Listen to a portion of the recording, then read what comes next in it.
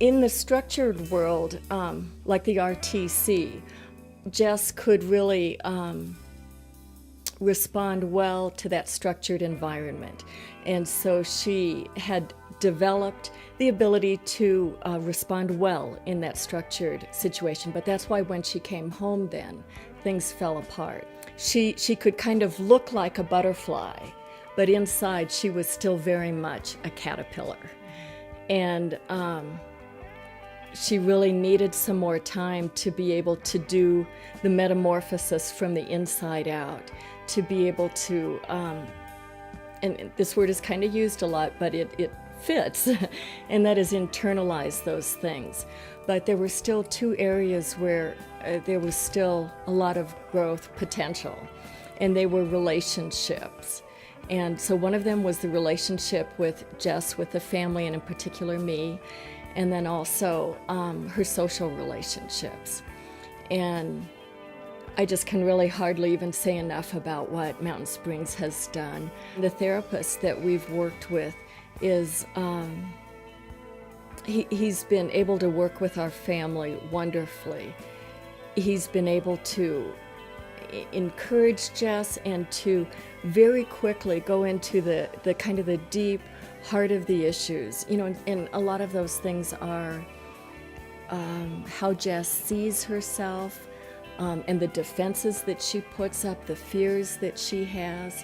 And so rather than just dealing with some of the behaviors, he was able to really go into the heart of what was driving those behaviors and be able then to, in just ways, you know, that are unbelievable, to encourage her towards growth. And then we've seen family healing through that process. The growth that comes to the student as well as the family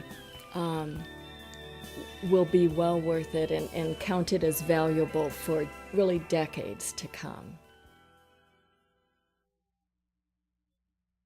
It's interesting. He came out at the end of his junior year. He's now had a year in his old high school where he started from, and he's gone from basically failing out to a straight A student on the dean's list. I mean, because he's really taken responsibility for himself, and he understands how to do that. He's very cognizant now about that you have to take control of your life.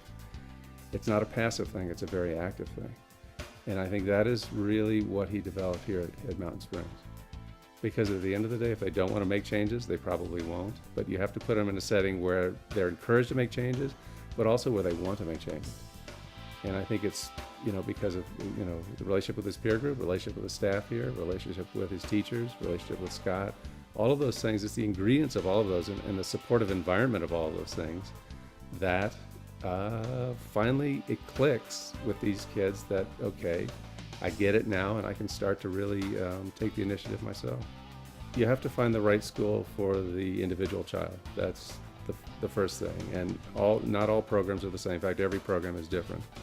And I think it starts with the staff and the teachers. They need to be the right fit for your child.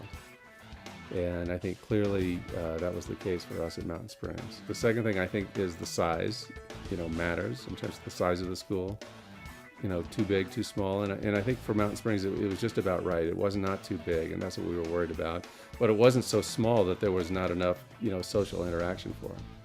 You need a balance of both. And I think for us, Mountain Springs provided that right balance between not too big and not too small.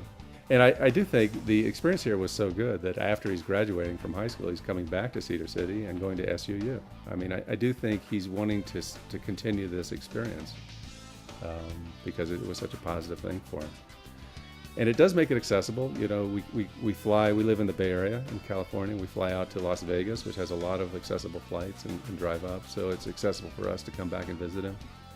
So I do think the context was as important as the school itself. It's hard because my husband was so, I'm not sending her away. I'm not sending her away. I will not have my daughter, you know. And thank God we have a good therapist too. And she just looked at him and she said, "You're not sending her away. You're getting her the help she needs." And the minute he heard that, he was like, oh, we were bringing her here and leaving her with somebody we trusted. she came from a structured situation where she wouldn't do her homework at first and ended up going as low as you can go and not even being able to attend classes, but sitting in a room doing homework.